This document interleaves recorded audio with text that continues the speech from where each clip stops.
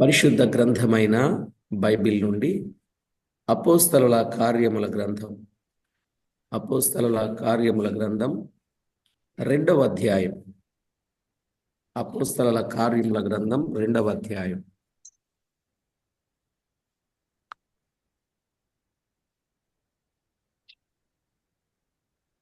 మొదటి నుండి 4 వచనాలు.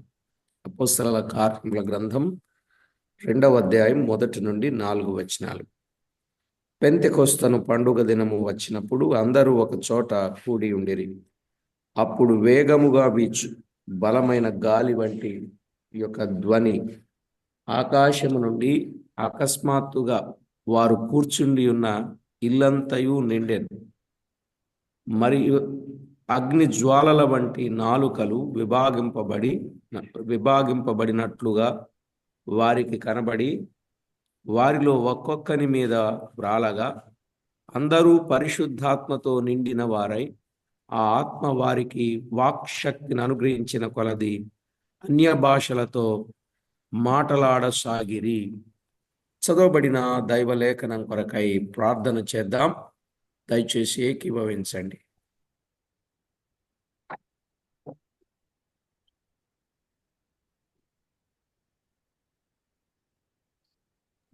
ప్రార్థన చేసుకుందాం.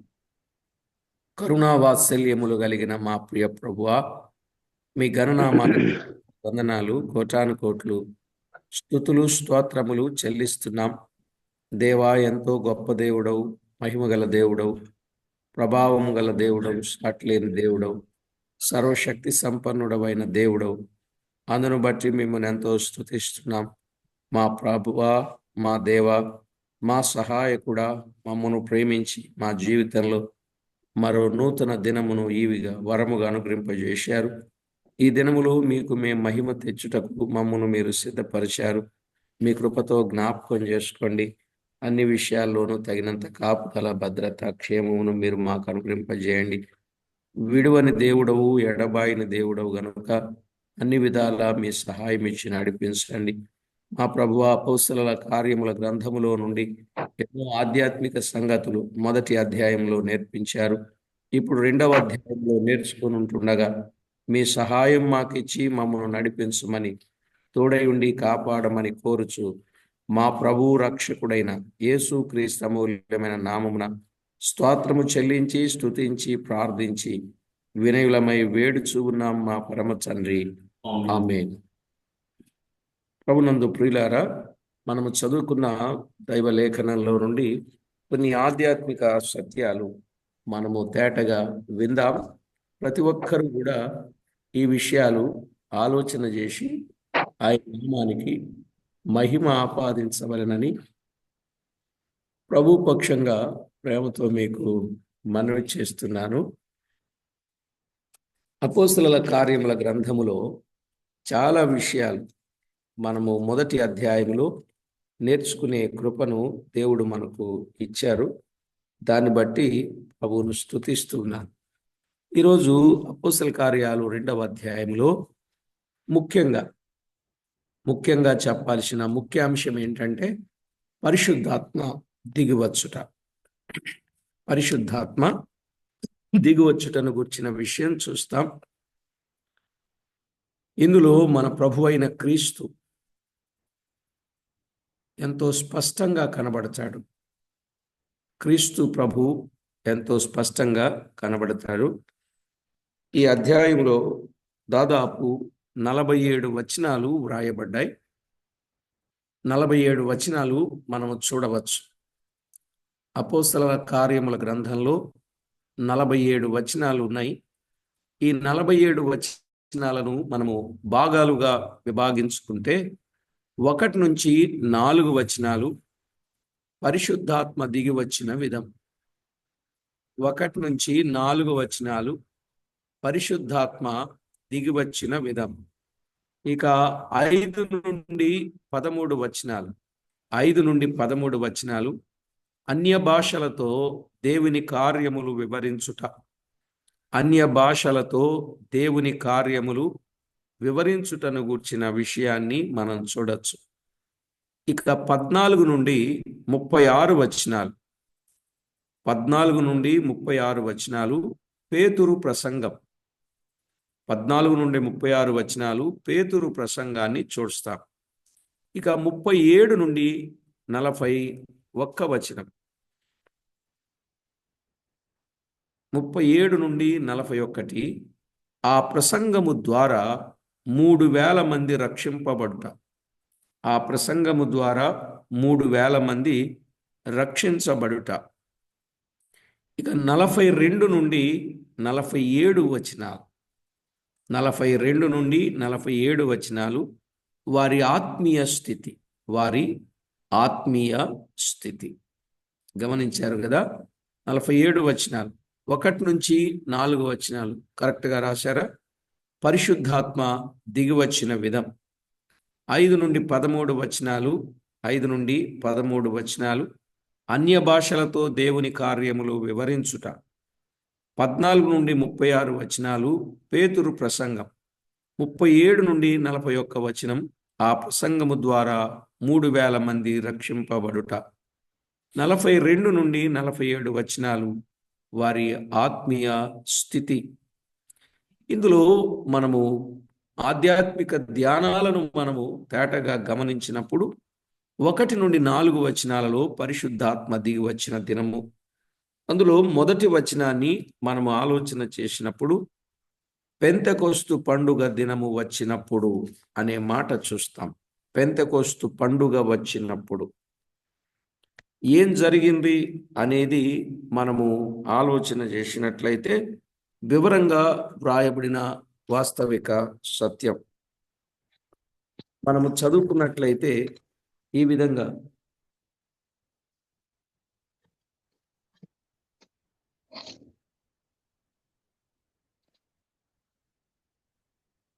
పెంతెకొస్తు దినము వచ్చింది. ఆ దినమున జరిగిన సంగతి. పెంతెకొస్తు దినమున పరిశుద్ధాత్మ దిగివచ్చినట్లుగా మనము చూడవచ్చు. పెంతెకొస్తు అనగా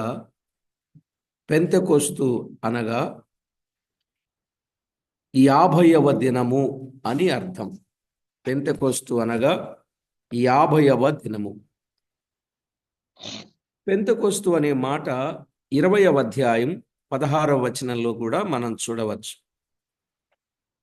అపోస్తల కార్యాలు 20వ అధ్యాయం 16వ వచనం, అలాగే కొరింథీయులకు రాసిన మొదటి పత్రిక 16వ అధ్యాయం 9వ వచనం. 20వ అధ్యాయం 16వ వచనం, కొరింథీయులకు రాసిన మొదటి పత్రిక 16వ అధ్యాయం 9వ వచనం. పెంతెకొస్తు అనే పదము గ్రీకు భాషా పదం.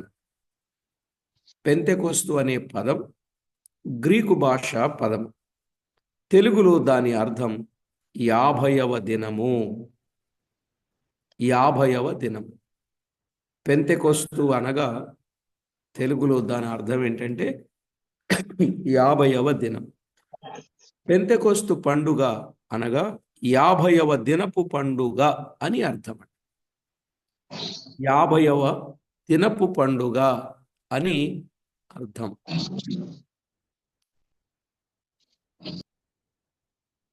50వ దినపు పండుగ అని అర్థం. లేవియాకాండం 23వ అధ్యాయంలో 7 పండుగలు ఉన్నాయి కదా. లేవియాకాండం 23వ అధ్యాయంలో 7 పండుగలు మనకు కనబడతాయి. ఆ పండుగలన్నీ కూడా మన ప్రభువైన యేసుక్రీస్తును సూచించేవిగా ఉంటాయి. 7 పండుగలు ప్రభువైన యేసుక్రీస్తుకు సూచించే విధంగా ఉంటాయి. ఆ 7 పండుగలు ఏమిటి అని మనం ఆలోచన చేసినప్పుడు మొట్టమొదటిగా పస్కా పండుగ. పస్కా పండుగ లేవియాకాండం 23వ అధ్యాయం 5వ వచనంలో, లేవియాకాండం 23వ అధ్యాయం 5వ వచనంలో మన కొరకు పస్కా పశువుగా వధింపబడిన క్రీస్తును చూపుచున్నది. మన కొరకు పస్కా పశువుగా వధించబడిన క్రీస్తును చూపుచూ ఉంది. కొరింథీయులకు రాసిన మొదటి పత్రిక 5వ అధ్యాయం 7వ వచనాన్ని చూడొచ్చు. కొరింథీయులకు రాసిన మొదటి పత్రిక 5వ అధ్యాయం 7వ వచనం. ఇక రెండవదిగా పులియని రొట్టెల పండుగ. పులియని రొట్టెల పండుగ లేక పొంగని రొట్టెల పండుగ అని కూడా అర్థం. పొంగని రొట్టెల పండుగ అని అర్థం. ఇది లేవియాకాండం 23వ అధ్యాయం 6 నుండి 8 వచనాలు. మీరు తర్వాత అయినా చదవండి. లేవియాకాండం 23వ అధ్యాయం 6 నుండి 8 వచనాలు. ఇది పవిత్రుడును దీన మనసు గల ప్రభువును చూపుచూ ఉన్నది. పవిత్రుడును దీన మనసు గల ప్రభువును చూపుచూ ఉన్నది. నిజమే. హెబ్రీ పత్రిక 7:26లో పవిత్రుడు, నిర్దోషి, నిష్కల్మషుడు, పాపులలో చేరక ప్రత్యేకంగా ఉన్నవాడు, ఆకాశ మేఘ మండలము కంటే మిక్కిలి హెచ్చైన వాడునైనా ఆయన ఇట్టి ప్రధాన యాజకుడు మనకు సరిపోయినవాడు. ఆయన పవిత్రతను తెలియజేస్తుంది. అలాగే దీన మనసు గల ప్రభువును కూడా చూపిస్తుందన్నాం. మత్తయి సువార్త 11:29లో ప్రభువు దీనుడు, దీన మనసు గలవాడు. ఆయన సాత్వికుడు, దీనుడు, దీన మనసు గలవాడు. ఆయన మన భారాన్ని ఆయన తీసుకొని ఆయన మనపైన భారాన్ని పెట్టాడు. ఆ గొప్ప భారం సువార్త భారం. పులియని రొట్టెల పండుగ, పొంగని రొట్టెల పండుగ ప్రభువును సూచిస్తూ ఉంది. ఇక మూడవది ప్రథమ ఫలముల పండుగ. ఈ ప్రథమ ఫలముల పండుగను మనము గమనించినప్పుడు లేవియాకాండం 23వ అధ్యాయం 9 నుండి 14 వచనాలు. లేవియాకాండం 23వ అధ్యాయం 9 నుండి 14 వచనాలు. మీ మొదటి పంటలో ఒక పనను యాజకుని యొద్దకు తేవలెను అన్నాడు. మీ మొదటి పంటలో ఒక పనను యాజకుని యొద్దకు తేవలెను. మొదటి పంట అను పదమునకు సంస్కృతములో ప్రథమ ఫలము అని అర్థం. మొదటి పంట అను పదమునకు సంస్కృతములో ప్రథమ ఫలము అని అర్థం. విశ్రాంతి దినమునకు మరుదినము అనగా ఆదివారమున యాజకుడు యెహోవా సన్నిధిని ఆ పనను అల్లాడింపవలెను. ఇది ప్రథమ ఫలముగా లేపబడిన క్రీస్తును చూపుచూ ఉన్నది. ఈ ప్రథమ ఫలముల పండుగ ప్రథమ ఫలముగా లేపబడిన క్రీస్తును చూపుచూ ఉన్నది. కొరింథీయులకు రాసిన మొదటి పత్రిక 15వ అధ్యాయం 20వ వచనం 23వ వచనం. కొరింథీయులకు రాసిన మొదటి పత్రిక 15వ అధ్యాయం 20వ వచనం 23వ వచనం.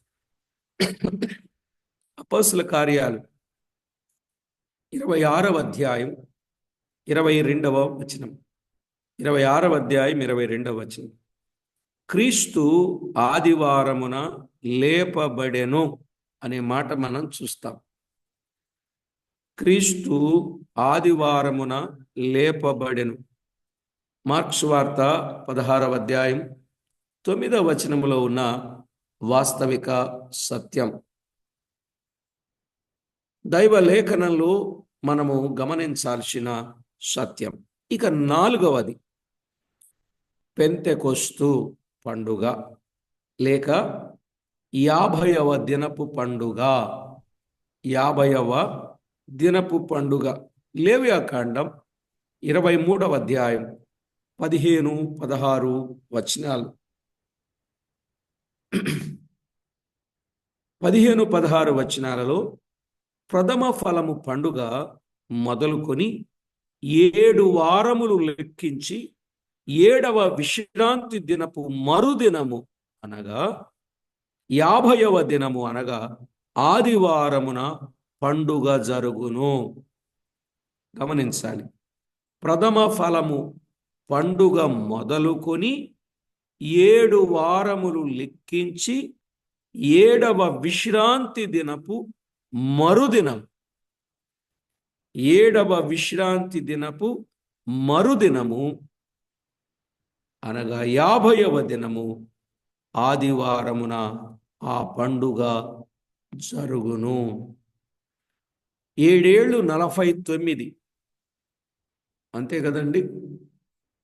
7వ విశ్రాంతి దినం అంటే 7 ఏళ్ళు 49, మరుసటి దినం అంటే 50వ దినము. అది పెంతెకొస్తు పండుగ దినము. ఈ పెంతెకొస్తు పండుగ దినము, ఈ పండుగ పరిశుద్ధాత్మ దిగువచ్చుటను చూపుచూ ఉన్నది. ఈ పండుగ పరిశుద్ధాత్మ దిగువచ్చుటను చూపుచూ ఉన్నది. అదే మనం చదువుకున్నాం అపోస్తల కార్యాలు 2వ అధ్యాయం 1 నుండి 4 వచనాలలో మనము చదువుకున్న సత్యం అదే. ప్రథమ ఫలము పండుగ తరువాత 50వ దినములకు పండుగ, ఆ పెంతెకొస్తు పండుగ జరుగును అనుకున్నాం.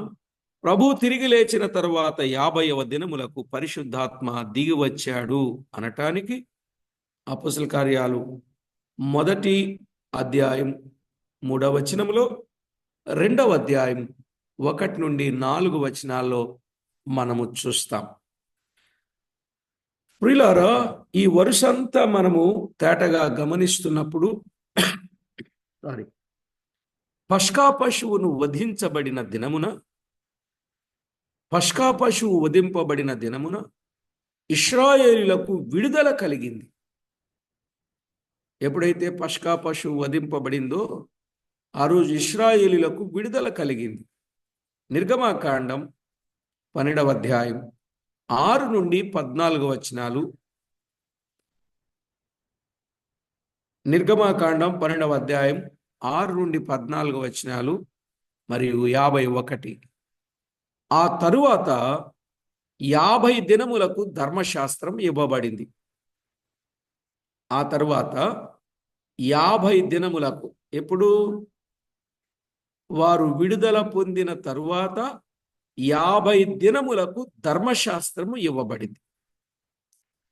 నిర్గమకాండం 19వ అధ్యాయం 1వ వచనం. నిర్గమకాండం 19వ అధ్యాయం 1వ వచనం, అలాగే 10వ వచనం, 11వ వచనం. అలాగే క్రీస్తు మరణ పునరుత్థానముల వలన మనకు రక్షణ కలిగెను. క్రీస్తు మరణ పునరుత్థానముల వలన మనకు రక్షణ కలిగింది. రోమాపత్రిక 4వ అధ్యాయం 25వ వచనం. రోమాపత్రిక 4:25. 5వ అధ్యాయం 1వ వచనం. 5వ అధ్యాయం 1వ వచనం. మనం ఆ భాగాన్ని చూస్తాం.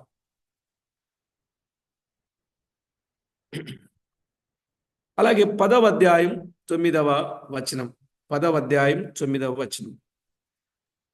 క్రీస్తు పునరుత్థానము తరువాత 50 దినములకు పరిశుద్ధాత్మ దిగి వచ్చెను.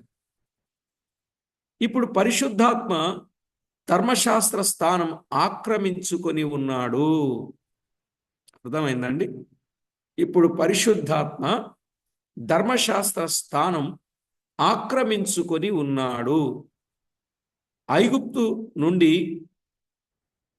విముక్తి పొంది బయటకు వచ్చిన 50 దినములకు ధర్మశాస్త్రము ఇవ్వబడినట్లు, ప్రభు శిలువ మరణము పొంది తిరిగి లేచిన 50 దినములకు పరిశుద్ధాత్మ అనుగ్రహింపబడెను. పెంతెకొస్తు నాడు జరిగినదంతా ప్రవచన నెరవేర్పుగా జరిగెను. పాత నిబంధన యొక్క నెరవేర్పు జరిగెను. ఇది సత్యం. బాగా గమనించారా? మన ప్రియ ప్రభు శిలువ మరణము పొంది తిరిగి లేచిన 50 దినములకు పరిశుద్ధాత్మ అనుగ్రహింపబడ్డారు కదా. పెంతెకొస్తు నాడు జరిగినదంతా ప్రవచన నెరవేర్పుగా జరిగింది. ఎందుకంటే పాత నిబంధన యొక్క నెరవేర్పు జరిగింది. వారు కూడా ఐగుప్తు నుండి, పాత నిబంధన మీకు చెప్పాను, పాత నిబంధనలో వారు విడుదల పొందిన 50 దినములకు ధర్మశాస్త్రము ఇవ్వబడింది. అర్థమైందండి? ఆ సంగతి మనము చదువుకున్నాం. వింటున్నాం. ఇకపోతే 2వ అధ్యాయం 2వ వచనం. మనము 2వ అధ్యాయం 1వ వచనం, పెంతెకొస్తు పండుగ దినం వచ్చినప్పుడు అందరూ ఒక చోట కూడి ఉండిరి అనే మాట ఆ వచనం మీద మనం విన్నాం. ఇక 2వ వచనం, అప్పుడు వేగముగా వీచు బలమైన గాలి వంటి యొక్క ధ్వని ఆకాశము నుండి అకస్మాత్తుగా వారు కూర్చుండి ఉన్న ఇల్లంతయు నిండెను అని మనం చదువుతున్నాం. పండుగ 4 పెద్ద పండుగ 4 చెప్పారు బ్రదర్.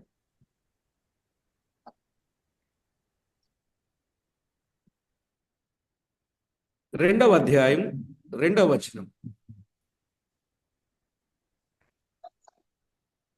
2వ అధ్యాయం 2వ వచనం, అప్పుడు వేగముగా వీచు బలమైన గాలి వంటి ఒక ధ్వని ఆకాశము నుండి అకస్మాత్తుగా వచ్చి వారు కూర్చున్న ఇల్లంతా నిండెను. గాలిలో దేవుడు ప్రత్యక్షమగుట కొన్నిసార్లు జరిగింది కదా. గాలిలో దేవుడు ప్రత్యక్షమగుట మనం చూస్తాం. ఎప్పుడది, ఎక్కడ? యోబు గ్రంథం 38వ అధ్యాయం 1వ వచనం.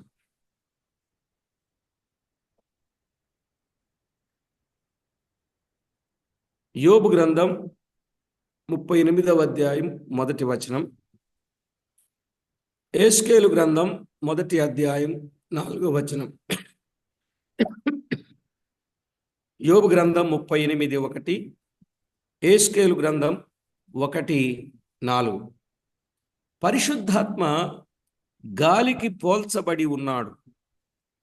పరిశుద్ధాత్మ గాలికి పోల్చబడి ఉన్నాడు.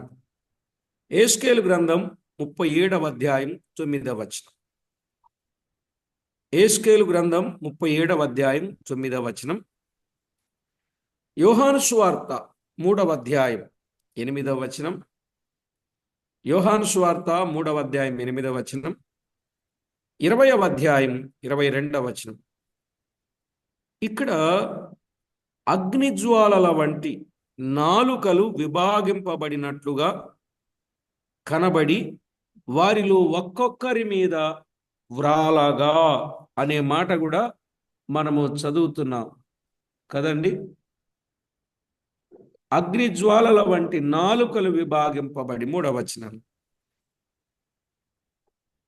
ఒక్కొక్కరి మీద వ్రాలెను. అగ్ని అనేది దేవునికి సూచన. అగ్ని అనే మాట దేవునికి సూచన. నిర్గమాకాండం 3వ అధ్యాయం 2వ వచనంలో, నిర్గమాకాండం 3వ అధ్యాయం 2వ వచనంలో, అగ్ని జ్వాలలో యెహోవా ప్రత్యక్షమాయను అనే మాట చూస్తాం. అగ్ని జ్వాలలో యెహోవా ప్రత్యక్షమాయను. నిర్గమాకాండం 13వ అధ్యాయం 21వ వచనం. నిర్గమాకాండం 13వ అధ్యాయం 21, అలాగే 19వ అధ్యాయం 18వ వచనం, 19, 18. అలాగే కీర్తన 18:8లో, కీర్తన 18:8లో దేవుడు అగ్ని రూపములో ఉన్నట్లు కనబడుచున్నాడు. దేవుడు అగ్ని రూపములో ఉన్నట్లు కనబడుచున్నది.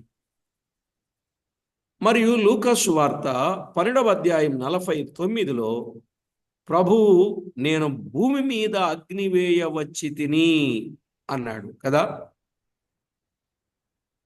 ప్రభు ఏమన్నారండి? నేను భూమి మీద అగ్ని వేయవచ్చి తిని అన్నాడు.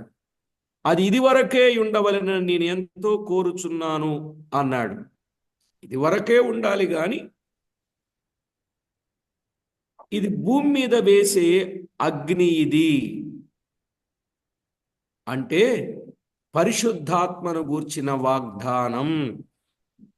అర్థమైందండి? ప్రభు అయిన యేసుక్రీస్తు భూమి మీదకి వచ్చినప్పుడు, ఆయన భూలోకములో ఉన్నప్పుడు చెప్పిన మాట, పరిశుద్ధాత్మను గూర్చిన వాగ్దానం ఆయన చెప్పారు. యోహాను సువార్త 14వ అధ్యాయం 16వ వచనం 26వ వచనం. యోహాను సువార్త 14వ అధ్యాయం 16వ వచనం 26వ వచనం, 15వ అధ్యాయం 26వ వచనం, 15వ అధ్యాయం 26వ వచనం, 16వ అధ్యాయం 7 నుండి 13 వచనాలు. 16వ అధ్యాయం 7 నుండి 13 వచనాలలో కూడా ఈ వాగ్దానము ఉన్నది. ఈ వాగ్దానం ఉన్నట్లు మనం చూడగలం. ఈ వాగ్దానం యొక్క నెరవేర్పుగా పరిశుద్ధాత్మ అగ్ని వంటి నాలుకలుగా విభాగింపబడి వారి ఒక్కొక్కరి మీదికి వచ్చెను. ఒక్కొక్కరి మీదికి వచ్చాను.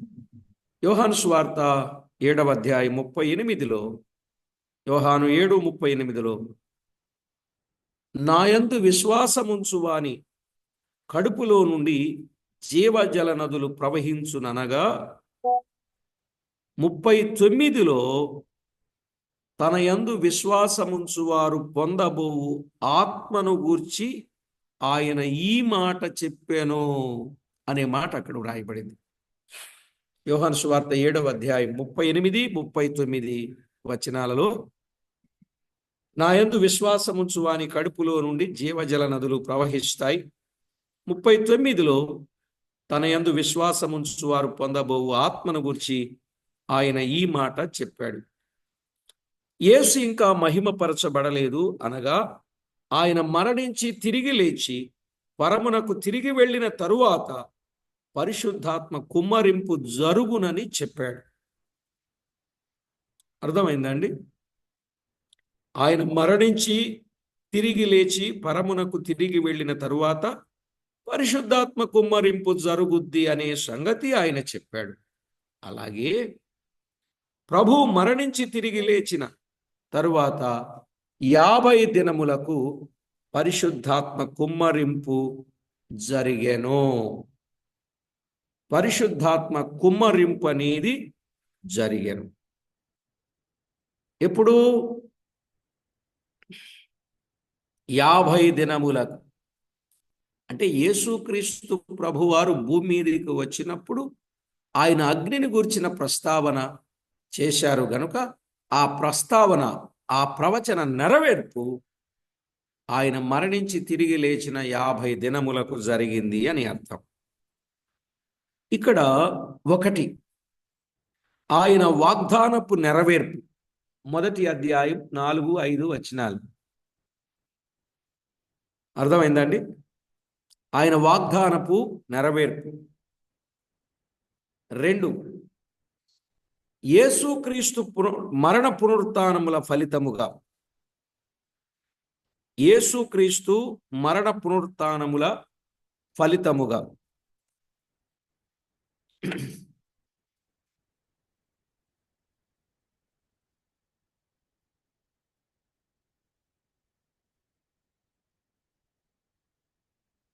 3, వారి ప్రార్థనా ఫలితముగా పరిశుద్ధాత్మ కుమ్మరింపు జరిగింది.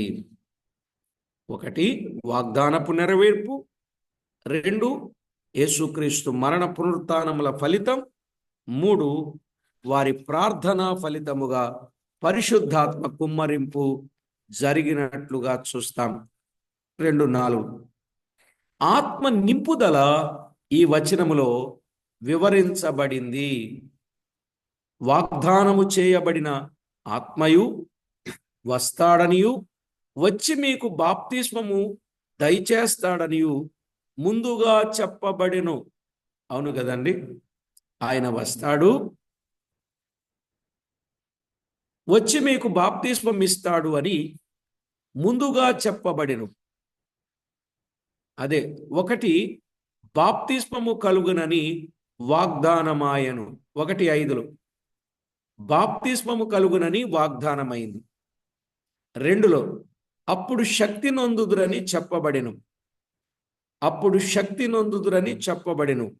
3, అయితే ఆత్మ వచ్చినప్పుడు 2:4లో చెప్పినది ఆయన బాప్తిస్మము కాదు గాని నింపుదల కలుగునట్లు వారప్పటికి పరిశుద్ధాత్మతో నిండిన వారని వ్రాయబడినది. అర్థమైందండి? పరిశుద్ధాత్మతో నిండిన వారుగా ఉండటానికి అదొక చక్కని మాదిరి. ఇలాగున ఈ సత్యాలు వివరంగా చెప్పబడినట్లుగా దైవ లేఖనంలో మనము చూస్తాం. కనుక బాప్తిస్మం అనేది వాగ్దాన మూలముగా వారు శక్తి పొందుతారని, ఆత్మ వచ్చినప్పుడు బాప్తిస్మము కాదు గాని ఆత్మ నింపుదల అనే సత్యం మనం గుర్తిస్తాం. కాబట్టి ప్రభునందు ప్రియులారా, ఆత్మ బాప్తిస్మము నింపుదలయు రెండొకటిగా ఉన్నవి. అయితే నింపుదల అనేది సారిసారికి జరిగినట్లుగా ఉన్నది. ఆత్మ బాప్తిస్మం అనేది ఒక్కసారే.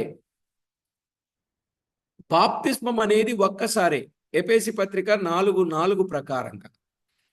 కానీ ఆత్మ నింపుదల అనేది సారిసారికి జరిగినట్లు మనము చూస్తాం. ఇదే గ్రంథములో 10 పర్యాయములు ఆత్మ నింపుదలను గురించి ఈ గ్రంథంలో మనము చూస్తామండి. ఎన్నిసార్లు? 10 సార్లు ఆత్మ నింపుదలను గురించి 10 సార్లు మనము చూస్తాం. 10 సార్లు. ఎక్కడ మీరు రిఫరెన్స్ రాసుకుంటానంటే 2వ అధ్యాయం 4వ వచనం. 2వ అధ్యాయం 4వ వచనం. అలాగే 4వ అధ్యాయం 8వ వచనం. 2వ అధ్యాయం 4వ వచనం, 4వ అధ్యాయం 8వ వచనం, అలాగే 31వ వచనం, 4:31. అలాగే 6వ అధ్యాయం 3వ వచనం, 5వ వచనం. 6వ అధ్యాయం 3వ వచనం, 5వ వచనం. 7వ అధ్యాయం 55వ వచనం. 7వ అధ్యాయం 55వ వచనం. 9వ అధ్యాయం 17వ వచనం. 9వ అధ్యాయం 17వ వచనం. 11వ అధ్యాయం 24వ వచనం. 11వ అధ్యాయం 24వ వచనం. సారీ.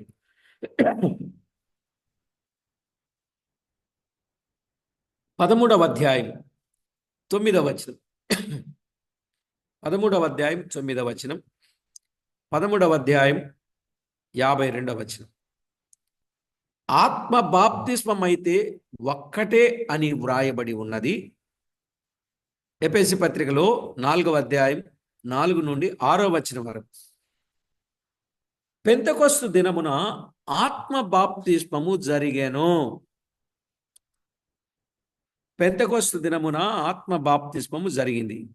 ఆ దినమునకు ముందు ఆ బాప్తిస్మము పొందవలసినదిగా చెప్పబడెను. ఆ దినమునకు ముందు ఆత్మ బాప్తిస్మము పొందవలసిందిగా చెప్పబడిన సంగతి మత్తయి సువార్త 3:11, మత్తయి సువార్త 3:11, మార్కు సువార్త 1:8, మార్కు సువార్త 1:8, లూకా సువార్త 3:16, లూకా సువార్త 3:16, యోహాను సువార్త 1:33, యోహాను సువార్త 1:33. ఆయన పరిశుద్ధాత్మలో బాప్తిస్మము ఇచ్చునని చెప్పాడు. పరిశుద్ధాత్మలో బాప్తిస్మం ఇచ్చునని చెప్పాడు. కాబట్టి ప్రభునందు ప్రియులారా, దైవ లేఖన సత్యాన్ని మనము గమనించాలి. నిజమే, అపోస్తల కార్యాలు 1వ అధ్యాయం 5వ వచనం ప్రకారంగా ఎంతమంది కూడుకున్నారు? ఆ కాలమున ఆకాశము క్రింద నుండి ప్రతి జనములో నుండి వచ్చిన భక్తిగల యూదులు యెరూషలేములో కాపురముండిరి అని ఆ భాగంలో వ్రాయబడింది. కొద్ది దినములలో మీరు పరిశుద్ధాత్మలో బాప్తిస్మము పొందుదురని ప్రభువు చెప్పాడు, కొద్ది దినములలో, అంటే 10 days, కొద్ది దినములలో మీరు బాప్తిస్మము పొందుతారని చెప్పాడు. పెంతెకొస్తు దినము ఆయన చెప్పినట్టుగానే బాప్తిస్మము జరిగింది. ఆ తర్వాత ప్రియులారా, ఆత్మ బాప్తిస్మము పొందవలసినదిగా ఎక్కడా చెప్పబడలేదు. ఇప్పుడు మన వాళ్ళు ఏమంటారంటే ఆత్మ బాప్తిస్మము పొందాలి అని చెప్తా ఉంటారు. పొందుకో పొందుకో, ఆత్మను పొందుకో పొందుకో పొందుకో పొందుకో అని కేకలేస్తా ఉంటారు. వారికి తెలిసి అంటున్నారో తెలియక అంటున్నారో తెలియదు. అసలు పొందుకునే మాట కంటే దిగిరా దిగిరా దిగిరా దిగిరా అంటుంటారు. విన్నారండి ఈ మాట? త్వరగా దిగిరా, హోలీ స్పిరిట్ కమ్ డౌన్ అని. ఆయనకి తెలుగు అర్థం కాదు, ఇంగ్లీష్ అన్నట్టు వీళ్ళు ఇంగ్లీషులో కూడా చెప్తా ఉంటారు గట్టిగా. సరేలేండి, అది విమర్శగా అనిపిస్తూ ఉంటుంది, కానీ విమర్శ కాదు. పరిశుద్ధాత్ముడు ఎల్లప్పుడూ మన మధ్య ఉండడానికే దిగి వచ్చాడు. మళ్ళా వీళ్ళు దిగి రమ్మండం అది కరెక్ట్ అయిన పదం కాదు. ఆయన ఎల్లప్పుడూ ఉండడానికి వచ్చాడు. సువార్తను విన్నప్పుడు ఆత్మచేత నింపబడతారు. వారు పాపమును గురించి, నీతిని గురించి, తీర్పును గురించి ఆయన లోకాన్ని ఒప్పింపచేస్తాడు. అలా ఒప్పుకున్న వారు ఆత్మచేత నింపబడిన వారు లేదా ముద్రింపబడిన వారు, ఆత్మను పొందిన వారు. ప్రార్థన చేస్తున్నప్పుడు ఆత్మచేత నింపబడిన అనుభవాలు మనము గమనిస్తాం. మనం విన్నాం కదండి, మనం విన్నాం కదా, ఆత్మ నింపుదల సారిసారికి జరిగినట్లు 10 స్థలాలలో 10 సార్లు 10 వచనాలు మీకు చూపించారు ఇదే గ్రంథములో. కాబట్టి ప్రభు పిల్లలమైనటువంటి మనము తేటగా గమనించాలి. అప్పుడే జరిగింది ఆత్మ బాప్తిస్మం. సారిసారికి జరుగుద్దని మాత్రం ఎక్కడ చెప్పబడలేదు. అపోస్తల కార్యాలు 11వ అధ్యాయం 16వ వచనంలో, అపోస్తల కార్యాలు 11వ అధ్యాయం 16వ వచనంలో సందర్భానుసారముగా పరిశుద్ధాత్మ బాప్తిస్మము గూర్చి చెప్పబడిను. సందర్భానుసారంగా పరిశుద్ధాత్మ బాప్తిస్మం గూర్చి చెప్పబడిను. పరిశుద్ధాత్మ బాప్తిస్మం అనగా ఏమో దాని వివరం ఎక్కడుందో తెలుసా అండి? కొరింథీయులకు రాసిన మొదటి పత్రిక 12వ అధ్యాయం 13వ వచనంలో ఉంది. కొరింథీయులకు రాసిన మొదటి పత్రిక 12వ అధ్యాయం 13వ వచనంలో చెప్పబడింది, యూదులమైనను అన్యులమైనను దాసులమైనను స్వతంత్రులమైనను మనమందరం ఒక్క శరీరముగా ఉండుటకు ఒక్క ఆత్మయందే బాప్తిస్మము పొందితిమి. ఎవరెవరు? యూదులైనా, అన్యులైనా, దాసులైనా, స్వతంత్రులైనా మనమందరూ ఒక్క ఆత్మయే, ఒక్క శరీరముగా ఉండుటకు ఒక్క ఆత్మయందే బాప్తిస్మము పొందితిమి. అవయవములు అనేకములుగా ఉన్నను అనేక అవయవములు ఒక్క శరీరముగానే ఉన్నవి. శరీరములో అవయవాలు అనేకాలు ఉన్నాయి, కానీ అన్ని ఒక్క శరీరముగా ఉన్నట్లే ఒక్క శరీరములు అనేది ప్రియులారా, ఒక్క శరీరములు అనే అవయవములు ఉన్నవి. ఇది పరిశుద్ధాత్ముని కార్యం. ఇది క్రీస్తు శిలువ కార్యం కూడా. ఇది క్రీస్తు శిలువ కార్యం కూడా. ఎఫెసీ పత్రిక 2వ అధ్యాయం 14 నుండి 16 వచనాలలో చూస్తాం. ఎఫెసీ పత్రిక 2వ అధ్యాయం 14 నుండి 16 వచనాలు. అంటే శిలువ ద్వారాను పరిశుద్ధాత్మ ద్వారా ఒక్క శరీరముగా చేయబడితిమి. అంటే శిలువ ద్వారా, శిలువలో కార్చిన అమూల్యమైన రక్తము ద్వారా, పరిశుద్ధాత్మ ద్వారా ఒక్క శరీరముగా చేయబడితిమి. అంటే ఆత్మ బాప్తిస్మము పునాది వంటిది. పునాది వేయబడినది ఒక్కసారే. పునాది వేసేది ఎన్నిసార్లు అండి? పునాది వేసేది ఒక్కసారి. కానీ పునాది మీద ఎన్ని రాళ్ళు ఎంత కాలమునకు కట్టినా వేయబడిన పునాది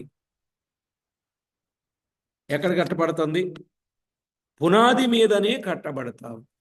కనుక పునాది ఆ రోజు వేయబడింది. ఆ పునాది మీద కట్టడం జరుగుతూ ఉంది. నిజమే ప్రియులారా. అలాగే ఆత్మ బాప్తిస్మము క్రీస్తు శిలువ లాంటిది.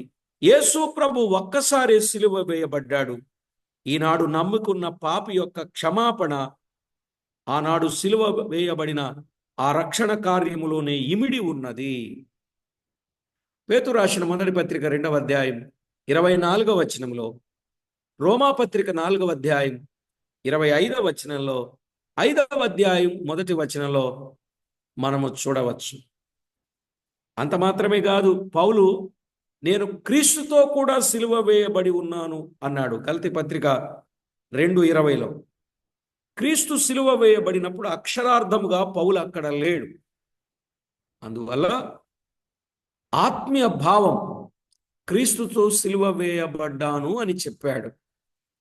పౌలు మాత్రమే కాదు, క్రీస్తు యేసు సంబంధులందరూ శరీరమును దాని ఇచ్చలతోనూ దురాశలతోనూ సిలువ వేయబడి ఉన్నారు అని చెప్పారండి.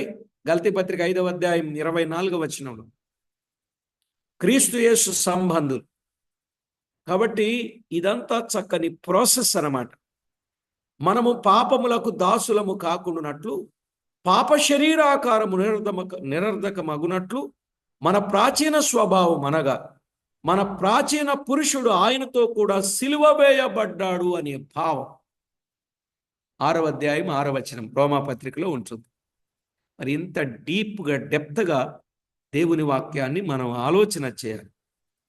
ఇలాంటి సంగతిని బట్టి మనం చూస్తే ఈనాడు నమ్మిన మనము కూడా ఆ సిలువ కార్యములో ఉన్నాము. ఇది వాస్తవమే గాని నమ్మి అనుభవములోనికి తెచ్చుకున్నప్పుడే అనుభవములోనికి తెచ్చుకొనగలం.